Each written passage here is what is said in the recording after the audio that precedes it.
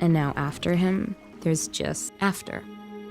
Well, I guess we're just gonna jump right into things on this one. This is 2019's After, and it's a love story with a dark secret. Watch until the end to see how that changes things. Spoiler alert, while I may be giving you my opinion on the film, the link to the film is down in the description. Don't forget to like and subscribe to help reach the goal of 100,000 before the end of 2021. We start off with Tessa in her room packing up some last-minute things before heading off to college, and her anxious mother is in the kitchen trying to make sure that they don't forget anything. After driving up to her college, Tessa gets to meet her roommate Steph, who is having an interesting time with one of the other dorm mates. I'm Tessa. Well, it's painfully obvious that Tessa is in for a rude awakening now that she's in college. It's like the nice neighborhood good girl meets the big personality of a big city. This should be fun. Oh, and the other friend in there is Tristan, but I guess she's just kind of hanging around. Tessa's roommates talk to her about how they're gonna guide her through her freshman year, while getting her into all of the cool places. Naturally, Tessa's mom doesn't like this, so she heads out to request a room change. But Tessa talks her out of it by reminding her that Tessa is not easily distracted by those things. That's either one of the most trustworthy kids in the world, or she's the most trusting mother in the world. There's no way that would slide with most people. After Tessa says goodbye to her mother and her boyfriend Noah, Tessa heads back up to her room where Steph asks about her mom. After Tessa reassures Steph that everything is fine, she continues to unpack and things go about as normally as you'd expect. I think this is the first time I've seen a full body skirt in a long time. I'd say there was absolutely nothing for her mom to worry about. I didn't even know they made those skirts anymore. Tessa heads to her first class where she meets Landon. After the two introduce themselves, we find out that Tessa is an economics major. After a promising first day, Tessa makes her way from the showers to her room where she is surprised by an unexpected visitor. Excuse me? I'd say that's an appropriate response to some biker kid lying in your bed while you just walk in a towel. Maybe throw something at him too. Soon Steph walks in and tries to coerce Tessa into going out with her and Hardin, but Hardin just can't see her being the party type, and he's not wrong because Tessa straight up refuses to go. As the two of them end up leaving, Tessa gets a weird feeling as they leave, then she goes about getting dressed. The next day, Tessa starts to see Hardin out and about in her everyday routine. That night, Steph talks Tessa into going to a party, and Tessa finds herself in a new world that she isn't used to. Oh my god, Steph, where'd you find this girl? First of all, mind your own business. Secondly, my face was about the same as Steph's is here when she downed that swig. I can only imagine this will probably be Tessa's first night drinking, so probably best not to jump straight in like that. After a game of truth or dare doesn't go as planned, Tessa ends up turning down Hardin and going out to talk to Noah on the phone. But after he finds out that she's at a party and had a drink, he starts to lecture her. Tessa has had enough of it and she hangs up to go back into the party. She ends up walking into Hardin's room where she finds similar literature to what she reads, and Hardin walks in and tries to finish playing the game of truth or dare they started earlier. As they get closer, Tessa decides that she shouldn't be there and she leaves. What is she wearing? Where did she get her wardrobe? To each their own, and she's definitely her own person. More power to her. As Tessa gets into her English class, she and Hardin end up having a nice little debate about the integrity of Pride and Prejudice, and it becomes clear that the two of them view life and love differently. And after a little time, we end up jumping to the two of them starting to be friends. Just like that. It's amazing how someone can go from being the most atrocious person you know to the person you're most attracted to. Why does that happen? What are you doing? I'm going swimming. This dude literally drove her all the way out to the middle of the woods to this tiny little dock, stripped down, and jumped in. He left her with no choice but to either strip down and jump in, stand there on the dock staring at him, or walk all the way back. After she ends up changing into his shirt, she swims around with him and talks about her view of what she wants in a man. Thought that you just wanted to be friends. I don't think we can ever be just friends. Where did you get that indication? You two literally couldn't stand each other a few hours ago, and now you skip about 5 stages of relationship just like that. It's not that simple. After the two of them share their first kiss, the two of them end up going out to eat and finding out more about each other. When she asks about his family, he tries to change the subject, but they're interrupted by two of Hardin's friends, Molly and Zed. After he sends Tessa away from the table, she tries to tell him that she's gonna break up with her boyfriend so they can be together. I don't know what about us. Us? I'm very confused. Didn't you just strip down and make out in the lake while confessing your view on love and how you can't just be friends? What is this college drama? Hardin tells her that he doesn't date, and with that, Tessa storms out of the bar. Hardin looks as though he hated to say all of that, but he lets her go. That night, Tessa dreams about Hardin caressing her without his shirt on, but that's nothing compared to what she wakes up to the next morning. Surprise! I'll say it's a surprise for sure, but in all honesty, this goofy high schooler just standing in the middle of the college yard with a bouquet of flowers, calmly saying surprise like a weird Hallmark recording is one of the smoothest gestures I've seen in a while. I don't see this going well in the long run though. That night, Tessa brings Noah to a party out in the woods where all of the friends gather and Molly tries to start trouble. As they play a game of suck and blow, Noah tries to do his boyfriend duty of keeping another guy off of Tessa, but Hardin takes it to the next level. Yeah, Hardin is no match for that guy, but there's definitely a little bit of possessiveness there. He took care of it a little better than Noah did.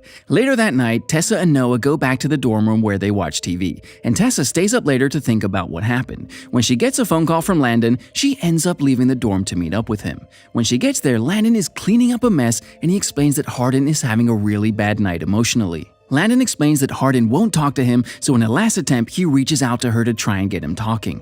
Sure enough, Hardin opens up about his father remarrying, but Tessa cuts her hand on glass from Hardin's broken bottle. This sobers him up enough to take her inside, help clean her wound, and tell her that he wants to date now. I'm a mess. I'll say you are. This is young hormones at their finest, really. I'm getting whiplash from the back and forth going on now. Of course, they end up making out in his bathroom because why not? Clothes are removed and he kisses her all over. Poor Noah is asleep back in the girls' dorm room, and Tessa is over here getting service for the first time. Nobody here is a good person at this point. The next morning, Tessa wakes up and realizes that she's left Noah back in her room. When she rides up to her dorm where Noah is sitting outside, Hardin ends up walking up behind them, and Noah pieces it together. As Noah drives off, Tessa tries to explain everything, but he isn't having it. After that, Tessa ends up ignoring everyone. Her mom and Hardin continuously try to get in touch with her, but she just moves on with her life until one night she's ready to open up to Hardin. Granted, I understand why she goes to Hardin to open up about her life, but you'd think her mom would have been the easier one to try and patch things up with. As she explains things to Hardin, she feels like crap for what she did, but she goes all in with Hardin. Of course, as the two of them share more one-on-one time together, their bond grows at an exponential rate, and it becomes clear that the two of them are lost in each other's worlds. Also, I don't think I've seen a guy take his shirt off this much since watching Jacob do it in Twilight. The two of them are constantly all over each other, and I'm beginning to wonder how much they actually know about each other. But it's college, so I guess that just goes with the time. Tessa, hon, I've called all day. Tessa? Mom? Oh snap, this mom is the most intrusive mother I've seen in a movie in a long time. No knock, no warning, she just barged in. I honestly thought she was a roommate at first, but nope, just dear old mother. After witnessing the two of them and talking about how Tessa wants her to let her live her life, her mother ends up cutting her off from everything. As a last-minute word of advice, her mother tells Tessa that Hardin is only gonna break her heart. Then she walks out of the dorm doors and Tessa goes back to her normal life. After Hardin gets wind that Tessa's mother is cutting her off, he finds a place where both of them could live together for the rest of the school year. Life is good, and Tessa thinks she's found her peace in the world. I still can't believe it. Believe what? That you're mine. This can't last forever, can it? The rest of the movie can't just be one big montage of them going on dates and enjoying life, can it? One night, Tessa and Hardin end up going to the reception for his father's wedding. Once there, they end up meeting Hardin's father and Landon's mother, who have just gotten married. While his father gives a speech about how much he loves Landon, Hardin talks about how that's not the man he remembers. He tells about how his father used to be a drunk and how his drunkenness ended up causing pain for him and his mother, who is still back in London alone. When his father tries to reach out to Hardin, it's clear that he isn't having it, and Tessa steps in to save him. After a night of dancing together, they end up going back to their place, and Hardin pops her cherry. For a movie on teenage love, there really isn't that much crazy drama, which is really surprising. You'd figure that a bad boy with a good girl in a college full of jealous college kids would come with non-stop drama and crap. How's Hardin? Oh, I might have spoken too soon. We hadn't seen her since the night in the woods. I kinda just forgot about her or thought she dropped out of college for a second. Later that evening, Molly blows up Hardin's phone like there's a terrible secret, and when Tessa confronts Hardin about it, he quickly leaves and blows her questions off. As Tessa waits for Hardin to come home, she gets a text from the guy that tried to kiss her in the woods saying he'll explain. Yeah, no, I don't think that's such a good idea to go meet him. And how does he have her number? This random adult member is just creepy and all over the place. After she meets him, he tells her that Hardin is at Blind Bob's with his friends, and she goes to confront them. After she spills the beans to his friends about them living off campus together, Hardin comes back in and he tries to get her to leave with him so he can explain everything. Molly gets to her first and shows her a video of the night they played Truth or Dare. Make her fall in love with me, and then I'll just Turn it off. That's cold, and I think that's gotta be the longest game of truth or dare that I've ever seen. It's been almost a whole school year, and he spent it trying to win one single dare. It's not even a whole game anymore, it's just that one dare. Naturally, Tessa begins to question everyone and everything, and it becomes clear that she is all alone in all of this now. Hardin tries to talk to her and explain that that was before he got to know her, but she can't hear anything he's saying. She runs out, and Hardin chases after her. After realizing the trust is gone, Tessa walks off and leaves Hardin there in the rain. Tessa takes the bus back to her mother's house where her mother welcomes her with open arms. After her visit with her mom, she goes to find Noah at the school field. He's a bigger man than most. He just stopped practicing, sat down with her, and calmly asked a few questions. That's way more composure than most people I've seen handle that. After things get patched up there, she takes the bus back to the campus where she goes back to her old dorm room and goes back to her studies. On the other end of things, Hardin is sitting in his room remembering all of the moments he got to share with Tessa. As the semester draws to a close, Tessa's English teacher says she has a term paper to show her. This is what Hardin turned in.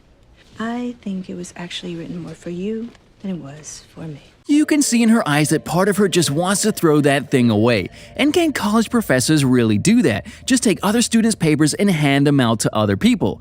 After Tessa takes some time, she ends up reading Hardin's paper out in the courtyard. As she reads his words, she realizes that Hardin has had a real change of heart, and that he actually does believe in love.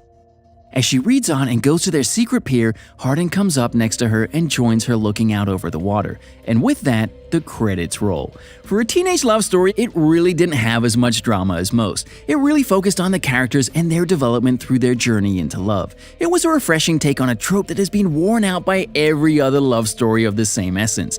Give it a shot. Thanks for watching, and I hope you enjoyed it. Don't forget to like and subscribe to get us to that 100,000 count. Let me know what you'd like me to watch next, and I'll see you in the next video.